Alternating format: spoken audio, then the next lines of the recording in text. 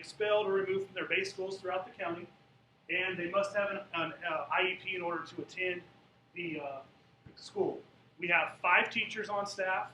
We have 5 paras that are in the classrooms, 1 counselor, 1 administrator, and then 6 support personnel, that can be bus drivers, custodians, and things like that. On average, we range anywhere from 40 to 70 students, and each of the students that come have a behavior intervention plan, and they're part of our individualized behavior intervention program. So the kids are on a point level system, and they work their way up through the point level system in order to meet the behavior and academic goals to get back to their base schools. That also ties into our point level system with the task and reward options that we use. We try to reinforce positive behavior. And finally, our goals at the school is to manage behavior and improve the overall academics. Since we're looking at truancy, I just want to go over some truancy facts. The first one is, research tells us that you cannot eliminate truancy. You cannot eliminate truancy. You can, there's some things you can do though. For schools that focus on the students have a lower rate of truancy and are able to get those kids connected. It starts with the teachers. That's going to start in the classroom. In the classroom, the teachers are going to be able to build a relationship, build rapport with those students, and that relationship we're seeing is reducing the problem, is reducing the tendency issues that we were having before. Additionally, administration is responsible for identifying our at-risk populations. And last, your guidance department, your counselor, they're going to be helping you implement strategies that you can use in the classroom, and then for additional resources if they pull the students out and work with those students on an individual basis. Our demographics at CF Taylor, as you can see, it's broken down by ethnicity. Hispanic population right now, we usually range between 5 and 8%. Our African American population is usually around 50 to 52%, and our white population is around 40%. We are 99% free and reduced lunch, and 100% of our students have an IEP in our special education students. When we look at truancy, we're going to talk about how we define it. We define truancy as 20 or more unexcused absences in the school year. When we broke down the data, we looked at the 3-year average, and we found that the average student at CF Taylor was absent 30% of the time. Some select students were upwards of 60%. So those are significant problems, and that's one of the main reasons we focused on truancy and how we could reduce that at CF Taylor. My plan, and what we've been working on to reduce this issue, is we decided we're going to come up with a select group of at-risk students. We chose the students that had the highest percent of truancy during the school year. We set up an initial meeting with those students, and in that initial meeting, we kind of just opened up, talked about what kind of skills we want to share with them, how we're going to build relationships in that initial meeting. Then we went into an individualized mentoring program. And that was a weekly session that each student or the select group of students would meet with the select teacher. So each teacher, I think, was assigned between 2 and 3 students that they would meet with on a weekly basis, and they would just try to build a relationship with that student, connect with them. They'd make a phone call home if the student was absent from school. Additionally, we were able to add a free breakfast initiative here at school. The program, before we started the breakfast initiative, didn't offer breakfast to the students, and we found that we could offer a free breakfast, give these kids something to eat. A lot of them don't have things at home when they come in. They're only eating 1 meal a day, so we're able to offer them an additional meal, breakfast and lunch. We also included a technology component. We're able to add Mac Minis into all of the classrooms, so the students were using the same technology here at CF Taylor that they would at their base school, so they weren't falling behind academically. And with that technology component, we started to do some online training, access, and Compass learning, so we were tying into the college and career readiness standards along with using the technology, so they weren't falling behind. And then last, we had, in our staff meetings, we would collaborate as a staff. We would talk about the issues we were having. We were talking about the positives and negatives. We collected data to look at our numbers. Are we having an increase or decrease in truancy and things like that? So that was our action plan. And the success and outcomes. First, all the things we talk about are very simple. Simple solutions is the key to reducing truancy. It's got to be simple, and it's got to be student-focused.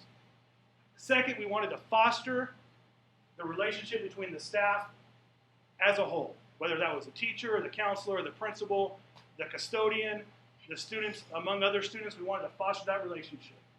The food initiative was really simple. It's something that most people don't think about. For our population, offering that free breakfast was getting our numbers up. The Mac Minis allowed the students to work on individualized pace so they didn't feel overwhelmed when they were in school. The areas they were struggling with, they could spend more time, and we saw that to be a great motivation to help them come to school. Looking at the numbers, in the spring of 2014, we saw an 18% increase in attendance. So that is a great improvement from what we were looking at before. And right now, our projections for 2015, we're hoping to get up around a 21% increase in attendance. So that was a project for my truancy project. The next I want to go into is my diversity project. This is for EFD 552. You see up here at the top, I have my definition of diversity. It's a mindset that allows the individual to make a choice about how they choose to view the world around them, physically, emotionally, and socially. And how does diversity affect us? It affects everybody in the room. Okay, whether that's from a religion standpoint, a disability, an ethnicity, a sexuality, economic status, or a gender standpoint. So it affects us all. Now, when we break this down, how does this directly affect CF Taylor and our students that we're working with on a daily basis? Our African-American population at CF Taylor is 51%. We talked about that a few minutes ago. But our county-wide African-American population is only 13%. So that is a number that stands out. Socioeconomic status, we're 99% free and reduced lunch here at CF Taylor. County-wide, we're at 51%. Of course, special education populations, 99% at CF Taylor and 17 county-wide. What we're going to see overall in the county is that poverty is affecting the students at CF Taylor and the students as a whole overall across the county. So what can be done to fix this? Well, the first thing I want to look at, this is our ACT scores. These are students that were living in poverty, not just special ed, but all students that were living in poverty, looking at the math and science goals. Tier 1 is the student did not meet the goal, and Tier 2 is they partially met the goal. Just by looking at the data for math, 80% and 9%, I mean that's over 90% of our population didn't meet or barely met the standard in math. Science is the same way, 50% and over 30%. So again, 80% of our kids aren't meeting the standards in both math and science based on the numbers for the students living in poverty. So what does this mean for schools? Education is the key. We've got to do it here in the classroom. The reasons people get out of poverty are listed: a goal or a vision, possibly a painful situation they've gone through they never want to experience again, so they do whatever they can to get out of poverty. Third is a sponsor. That's the focus that a school, as an educator, that we can work on. That's a teacher, a counselor, a mentor, working with the student, building that relationship. And last, if a kid or a student has specific talent or ability, they have the opportunity to get out. So if you watch NFL, NBA basketball, baseball, I mean, you watch those pro sports, there's obviously people that have a God-given talent that allows them to get out of the poverty level that they may be at. For CF Taylor, I wanted to make a project that would directly relate to the students we have. So we did three things. My first was an annual school pride and unity building activity. This project was a team building activity. It included the entire campus, and the students were broken down into teams, and we wanted them to build relationships. We wanted them to socialize with people they might not socialize with at their base schools. During that activity, they did campus cleanup. They washed buses. They planted a garden. They helped with ground and maintenance around the building. Just an opportunity for them to all come together, to work together, and build those relationships. And then as a reward, we did a team reward barbecue for all the kids that participated. We had a big cookout. It was a social time. It was a fun activity, but it also built pride in the school, and it built pride amongst the students. The second portion was a tolerance time. And that was, I went to my principal and we sat down and we talked about a 10 or 15-minute session that we would let the teachers use each day to just work with the students because of our population at CF Taylor. During that time, we wanted the teachers to discuss formal and casual language, oral and written storytelling, and then start to incorporate that into the daily instruction. We also started talking about decision-making in the classroom. We gave them some role-playing situations, scenarios, so they could start making better decisions. We talked about the factors of poverty, so these students were aware, there is hidden norms of society. We wanted them to know what the people coming from middle class, from the upper class and lower class, those factors so they could see those and start to change their outlook on life and increase their goals. Last, we worked on coping, goal setting, and just tolerance building activities. And then the third portion was our shadow program. That program paired up our at-risk selected student with a teacher, and they just spent some additional time together.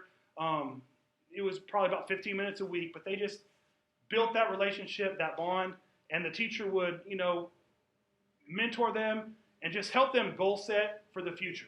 So we were really focused on those things. Those are the things we did at CF Taylor to improve our students' overall academics. With that, we have some ongoing professional development that's going on. We're looking at incorporating language development into the daily instruction. We are going to reevaluate our behavior incentive program to incorporate more decision-making for the students, along with the students self-evaluating themselves more. So we're kind of teaching the kids to take initiative themselves. And third, we wanted to expand the shadow program to make it more of a peer mentoring. Instead of a teacher-student, we want to do some student-student mentoring.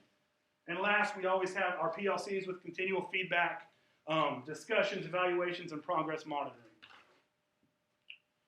As we talk about the different standards, for Standard 1, Planning for Continuous Improvement, this was covered in both projects, but mostly focused on the student learning aspect of the projects, and then the creation of teams to improve both instruction and behavior, and the development of both the truancy and the diversity mentoring programs.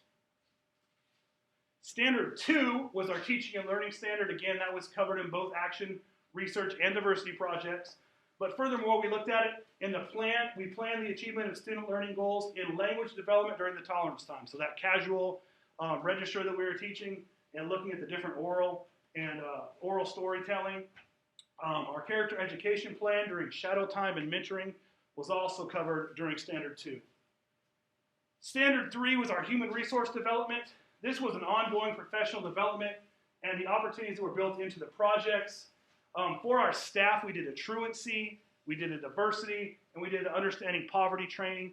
And that just helped our staff to kind of see the students from a different point of view, one they haven't really looked at before. My fourth standard, Standard 4, diversity, obviously that is tied into both of the projects. It was covered when we addressed the issues of poverty at CF Taylor, and we looked at the issues of truancy at our population as well. Standard 5 was our community and stakeholder relationships. CF Taylor is a unique facility, so we work a lot with juvenile probation officers. We work a lot with the county sheriff's department, with our SRO, school resource officer, and with the YAP program, our youth advocacy program. So those are outside agencies that work directly with us to try to help our students to stay out of trouble, further trouble in the future, and just try to get them back on track. So that's one way that we were able to work on Standard 5. Standard 6 is technology. We've covered this with both projects, but specifically our Compass Learn and our Access Learn programs, which connect directly to college and career readiness standards, have all been tied in with the addition to the Mac Minis and our computer-based online instruction programs to address our truancy issues we were having over the last few years. Standard 7, management of the learning organization. This was covered during our action research and diversity project, but more importantly, we looked at the school-wide cleanup day and barbecue activity. That's really what we tied this all together. And my last standard, the ethics standard, this was covered throughout the program in various courses, the internship, and those areas. Again, I'd like to thank the professors, the university. It's been a wonderful opportunity, and hope my presentation covered and explained everything that I need to explain. I wanted to thank you and have a great evening. Thank you.